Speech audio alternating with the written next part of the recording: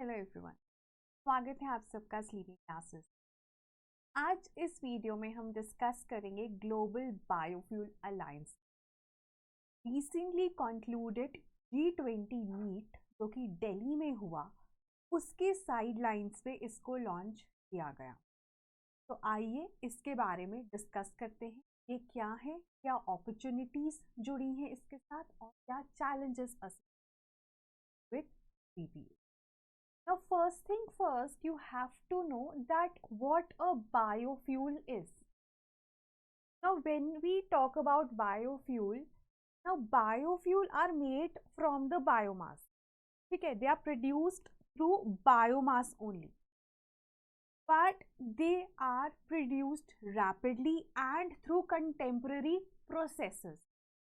For instance, a very important biofuel, that is bioethanol, is produced by the fermentation of sugars present in sugarcane, sugar beet, or starch present in the various starchy plants. Right, so they are produced by contemporary processes. Now we have to differentiate them from the fossil fuels. Now both of them are produced from biomass, but fossil fuels are produced from biomass that existed millions of years ago, and it has formed from that biomass through slow geological processes which again involved thousands and millions of years. Whereas जो biofuel है वो बहुत ही जल्दी बन जाता है through contemporary processes. तो हालांकि दोनों बन बायोमास से रहे हैं, लेकिन बायोफ्यूल आप बहुत जल्दी बना रहे हो जो प्रेजेंट बायोमास है उससे। फॉसिल फ्यूल बने हैं पुराने बायोमास से which was dead millions and millions of years ago, and it is formed through slow geological process. So that's the difference between both of them. And you know, biofuels, why are they so important? Why they are talked about so much? Because they help to tackle not only one but three challenges. Environmental challenge, because they are less polluting than the conventional fossil fuels, and they will help us in mitigating the climate change, क्योंकि ये pollution भी कम करते हैं और ये green house gases भी कम release करते हैं। तो इन्वायरमेंट के with respect to twin benefits हैं, एयर पोल्यूशन कम होगा and secondly climate change mitigate होगा या कम होगा। देन इकोनॉमी, अब इंडिया में क्या है, हम फॉसिल फ्यूल्स इंपोर्ट करते हैं, हमारी डिपेंडेंसी है उसमें, हमारा फॉरेक्स जाता है। जब हम अपने देश में बायोफ्यूल्स बनाएंगे तो इंपोर्ट डिपेंडेंसी कम होगी, हमारे देश की इकोनॉमी बढ़ेगी, अपॉर्चुनिटीज खुलेंगी, जॉब अपॉर्चुनिटीज बढ़ेंगी। फार्मर्स जो कि शुगर केन को बहुत ज़्यादा प्रोड्यूस करते हैं and they don't get remuneration for the same, they will get additional income for the same. तो इकोनॉमिकली भी बेनिफिशियल है एंड इंडिया की भी करेगा। पहले क्या है, फॉसिल फ्यूल्स के केस में जो हमारे पास सऊदी अरेबिया या वो वाली कंट्रीज फोरफ्रंट पे हैं, they dominate the fuel scene. Now India will dominate, so it helps us in overcoming the three challenges or the trifecta challenges: economy, environment and empowerment. Now let's see the benefits of biofuels. Okay, so like I said, हम अगर fossil fuels बाहर से import कर रहे हैं तो अब हम क्या कर रहे हैं, अब हम अपने देश में बायोफ्यूल बना रहे हैं। ठीक है, वी आर मेकिंग इथेनॉल। ठीक है, और अभी हम क्या कर रहे हैं, अभी वो जो पेट्रोल है उसमें हम इथेनॉल मिक्स करते हैं। ठीक है, जिसको इथेनॉल ब्लेंडेड पेट्रोल भी कहा जाता है, या जिसको हम E10 कहते हैं कि 10% इथेनॉल है पेट्रोल में। हमारा टारगेट है E20 लेकर जाना by 2025, that is as per our national biofuel policy. ये पेट्रोल में अब 20% हमारा इथेनॉल होगा और 80% पेट्रोल होगा। तो कहाँ हम 100% पेट्रोल बाहर से इंपोर्ट कर रहे थे, अब हम 80% करेंगे। इंडिया ना थर्ड लार्जेस्ट कंज्यूमर है of fossil fuels in the world, and it is the third largest importer also of fossil. तो एक बार जब हम फॉसिल फ्यूल से बायोफ्यूल्स में शिफ्ट करेंगे तो हमारी इंपोर्ट डिपेंडेंसी कम होगी और दूसरी चीज़, अगर हम बायोफ्यूल्स को रैपिडली मैन्युफैक्चर कर रहे हैं, ज़्यादा क्वांटिटी में मैन्युफैक्चर कर रहे हैं, तो हम from an importer we can become an exporter. So then it will help us to save the forex or the foreign exchange that we spend on importing the fossil. और हमारे देश की एनर्जी. अभी हम देखते हैं Europe is railing under a lot of pressure because of the simple fact कि Ukraine Russia में वॉर चल रहा है and it is dependent on those countries gas. तो यूरोप में बहुत प्रॉब्लम देखने को मिलती है, सडनली इन्फ्लेशन राइज हो जाती है. ऐसी प्रॉब्लम्स इंडिया में ना आए, we have to enhance our energy security. Energy बनाए और उसको अफोर्डेबली बनाए तो nothing like. Then cleaner environment, like I said air pollution कम होता है. दूसरी चीज़ क्लाइमेट चेंज को मिटिगेट करने में, बिकॉज ये ग्रीन हाउस गैसेज और पोल्यूशन दोनों का कम release compare to fossil fuels. तो हेल्थ बेनिफिट्स भी एयर पोल्यूशन से.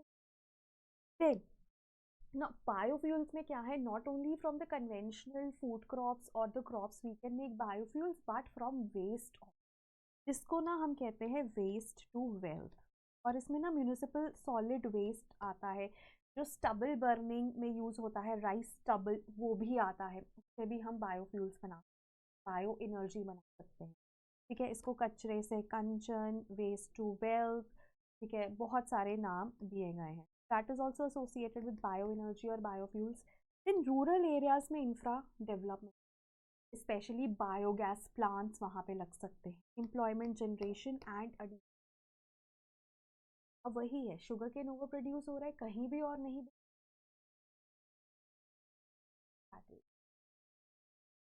That is how the global biofuel alliance are, you can say, the next big thing in the energy sector of not only our country but also of the world.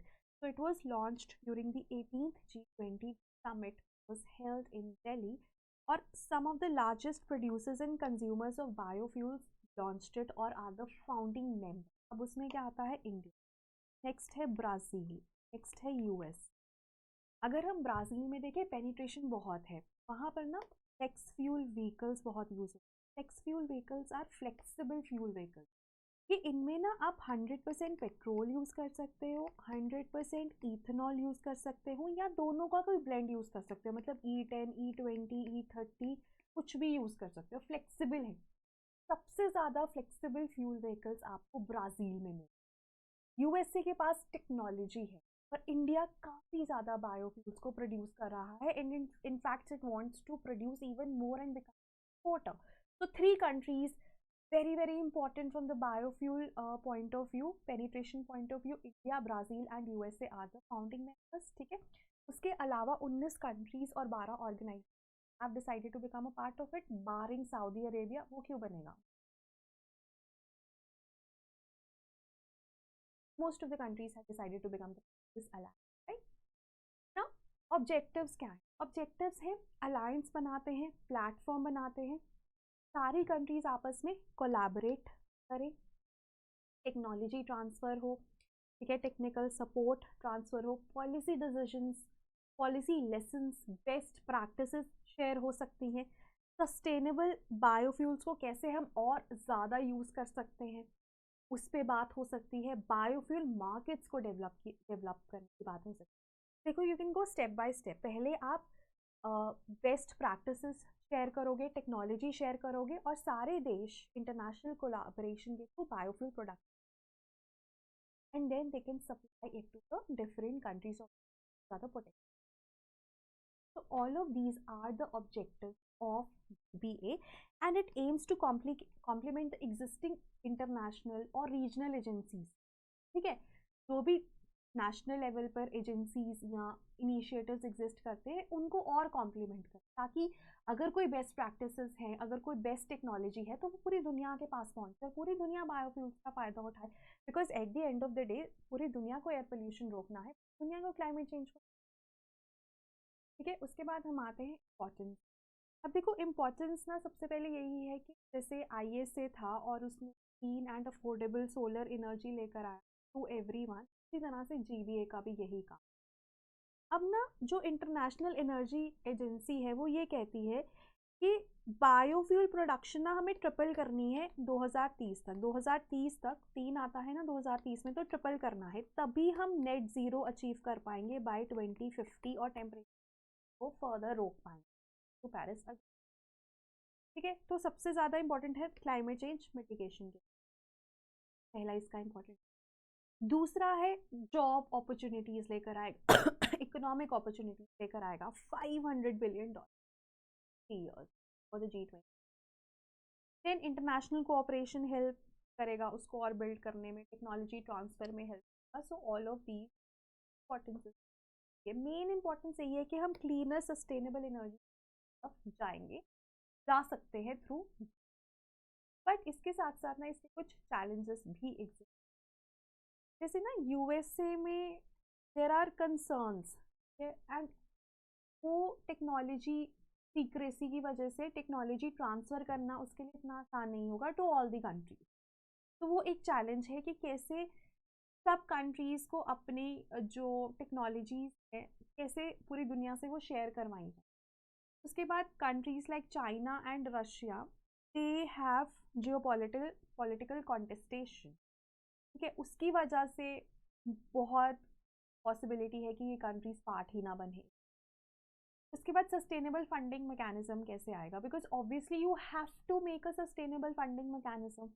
And क्योंकि आप अगर biofuels को promote करना चाहते हो तो alliance के लिए पैसे तो आने चाहिए, जैसे आईएएस से भी है, वो भी 2030 तक कहता है कि वो 1000 बिलियन यूएसडी को के पैसे उसको चाहिए to expand the solar energy। Similarly इसको भी चाहिए। Sustainable funding mechanism is a challenge, और बहुत सारे देशों में ना import restrictions वो भी challenge है। आप या सपोज बायोफ्यूल्स बहुत बना देगा लेकिन बाकी देशों में कैसे पहुंचाएगा अगर वहाँ पे import restriction है, तो वो है। उसके बाद ना इसमें environmental concerns भी associated हैं, तो environmentally advantageous है, लेकिन प्रॉब्लम पता क्या है, वाटर यूसेज बहुत, लैंड अवेलेबिलिटी। बायोफ्यूल्स प्लांट से बनते हैं, उनको उगाने के लिए लैंड चाहिए, वाटर यूसेज, कुछ इन्वायरमेंट।